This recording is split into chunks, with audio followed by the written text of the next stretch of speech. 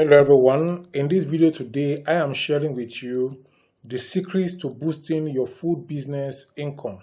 So if you are a food seller, any kind of food, and you want to boost the income, you want to increase your sales, you want to increase your profit, here are the things you need to do. Number one thing you need to do is to embrace current food trends. You see, food business is serious business. Many people want their food, they want to know where they are producing their food from. They want to know the source of the food, the source of the rice, the source of the beans, the source of the vegetables. So if you can focus on the local markets where you source your food from, you are going to be transparent and these buyers are going to patronize you. In addition, you offer plant-based vegetables or health-focused options, which taps into a growing market segment. Functional foods that promote wellness, such as probiotic snacks or nutrient-packed meals, are increasingly popular and can command premium sales. Number two thing you can do to increase your sales phase of your food or profit is to leverage technology and digital marketing. You see, when you just put your food signboard somewhere, only those who pass through that place will know that you are selling. But when you place your food business online, a lot of other people are going to know, and through that, they can patronize you and give you business so that you can cook for them. So technology is reshaping how customers interact with food brands. Use smart labeling and QR codes to provide detailed product information, including the origin, the nutritional content, and sustainable credentials. This interactive experience builds consumer confidence and differentiates your brand. Now, talking about social media and the utilization of your food, do you know that as it is today, in this very century, you go to buy food from some people, they'll tell you you have to give them cash. Some people will tell you that they don't have bank account, that you cannot do transfer to them. Some don't even have POS. And then those who have POS or those who accept transfer will tell you that they're going to add charges to it. It is ridiculous. So why would they add charges? In fact, you'll be happy that they are patronizing you and they are doing cashless. So social media remains a powerful tool to boost visibility and sales. Engaging content, influencer partnerships, and viral food trends can drive traffic to your business. So you need to consider launching food subscription boxes or meal delivery services so that you can capitalize on convenience and customization of trends. Now, number three way you can make more money from your food business is to develop a strong business plan and financial management. Business plan cannot be overemphasized. So a solid business plan is essential. Conduct thorough market research to identify your target audience and you tailor your product offerings accordingly. You need to budget carefully, accounting for ingredients cost, equipment rent, and marketing expenses. Consider models like delivery-only kitchens to reduce overheads while reaching more customers online.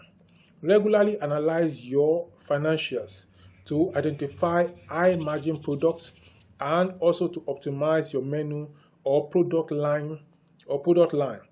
Another thing you need to do to note is that streamlining operations and controlling waste can also improve your profitability. Number four thing you need to do to increase your food business profit is to focus on customer experience and personalization. Offering personalized food experiences, such as build your own meals or menus tailored to dietary needs, can increase consumer satisfaction and repeat business. Partnering with nutritionists or using AI-driven tools to customize offerings is an emerging trend that appeals to health-conscious consumers. Exceptional customer service, clean facilities, and consistent quality are non-negotiable for building a loyal customer base. You see, the importance of cleanliness in a food business cannot be overemphasized. I went to eat some years ago in a restaurant. I was hungry. I went to buy some things around the place. with my wife, and then we decided to eat somewhere outside. And then we got to the place, we didn't pack the plate from the table, and we sat down. The plate somebody used before, the water somebody used to wash hands before, were all on the table, and we were looking at it, and it was nauseating. Eventually, I told my wife, let's stand up and get out of this place. The moment somebody stand up, you clear the table, you clear everywhere, you sweep everywhere, you clean everywhere, so that the next person will not get to see that and then feel nauseating, and then it constitute a nuisance. So these are some of the things. Then make sure that your place you're using is sparkling clean, and it has every facility it's supposed to have. This will make more people that can with purchasing power to patronize you and to buy from you. Now, number 5 thing you need to do is to innovate with sustainability and eco-friendly practices. Before I go on, I want to thank Lara Olawi, who has subscribed to my channel as she joined my membership for 1 month, and today is the 24, being the June 19, 2025. I thank you, Lara Olawi. By the time it is 30th, that membership is going to expire.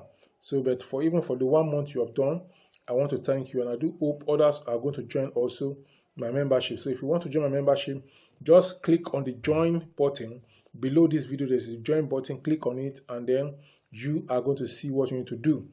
Number 5 is that you have to innovate with sustainability and eco-friendly practices.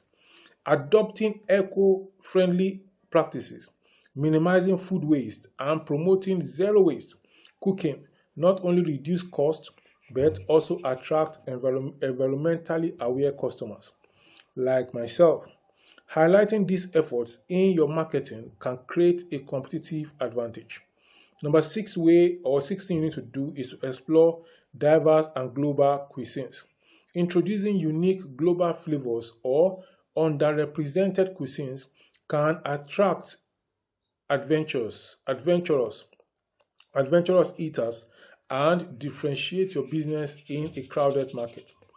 Hosting food and wine pairing events or pop-up dining experiences can also generate bulks and additional revenue streams for you. In conclusion, boosting your food business income in 2025 or the year that follow that kept following, or anytime you are seeing this video, requires a blend of innovation, strategic planning, and responsiveness to consumer trends. By embracing sustainability, leveraging technology, personalizing customer experiences, and maintaining financial discipline, you position your business for growth and profitability in a dynamic food industry. My name is Dr. Olugbenga Adetitun, and on this channel, I teach you how to make money online and offline. So this food business, it can be done online and it can also be done offline. So it is not just one way, crypto, airdrop, crypto, forex, no. There are other businesses you can do also, and food business is one of it. You know, everybody must eat. So as you're thinking of diversifying your investment or your business, think of food business and you are going to be glad to do it. I'm going to talk to you in the next one. Until then, bye for now.